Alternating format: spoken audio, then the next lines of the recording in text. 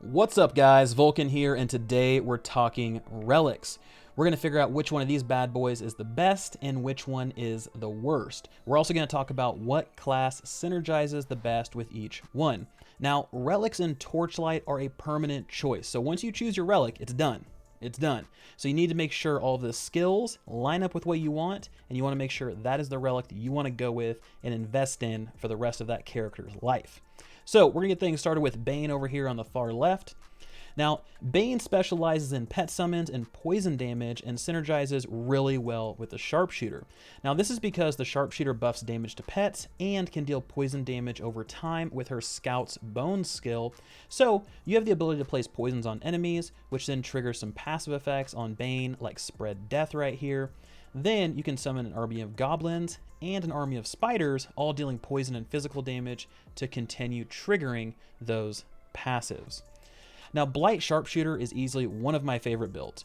It is just super satisfying to watch everything explode all over the screen. The synergy's there. It feels smooth to play, but just because it synergizes really well with the Sharpshooter doesn't mean it won't work with any other class. You could also look at the Railmaster, who buffs pet damage through his train and could also benefit from some poison spiders as well. In terms of damage, Bane is ranked number 3 on my list. It's a solid choice, but not quite the top dog. So let's move on to Blood Drinker. Now, Blood Drinker, this relic is all about bleeds, self-healing, and draining the life from your enemy.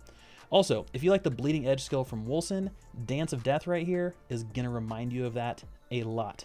Blood Drinker pairs very well with any melee style character since a lot of its skills are either auras or AoE. Now, I'm using this on my Cyclone Forged right now. It works extremely well. I've been chewing through the content. Build link below if anybody is interested in checking that out. This is also my top recommendation to a new player because it gives such a nice crutch when you're learning the game.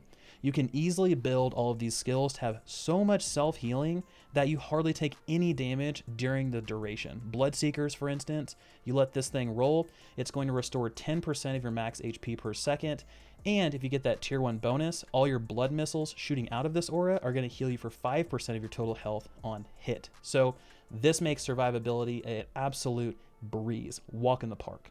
This relic can also be maximized pretty easily when you equip gear that buffs bleed chance, increased damage to bleeding enemies, and bleed duration.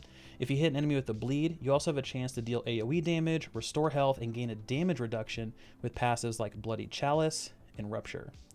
Now, in terms of damage, Blood Drinker is number 4 on my list, but this overall utility for this thing is just out of this world, and it ranks very well. Now, next up is Coldheart. So Coldheart focuses on crowd control, damage avoidance, and even has a passive that negates all damage from a single attack.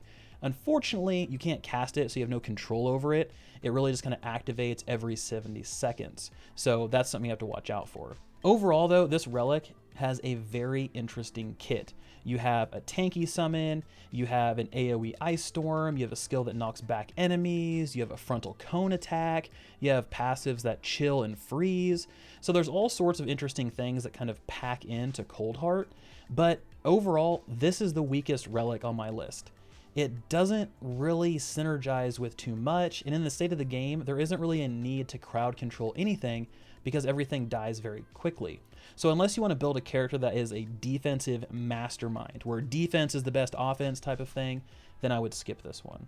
All right, so next up is Electrode. Now, this one is all about running the table. It's all about pulling the arm on the slot machine because it is 100% unpredictable.